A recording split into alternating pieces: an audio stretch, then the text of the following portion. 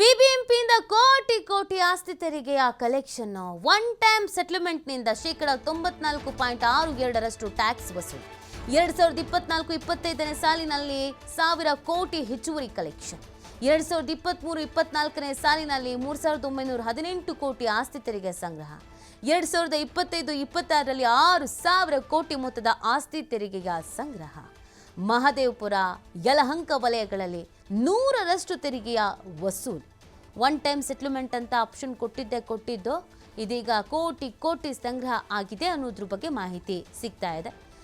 ಈ 100ರಷ್ಟು ತೆರಿಗೆ ವಸೂಲಿಯನ್ನು ಕೂಡ ಇಲ್ಲಿ ಮಾಡಲಾಗಿದೆ. ಒಂದು ಟಾರ್ಗೆಟ್ ಇಟ್ಕೊಂಡಿದ್ರು, ಇಷ್ಟು ಮಾಡಲೇಬೇಕು ಅಂತ ಬಿಬಿಎಂಪಿ ಅವರು ಹಠಕ್ಕೆ ಬಿದ್ದುಬಿಟ್ಟಿದ್ರು.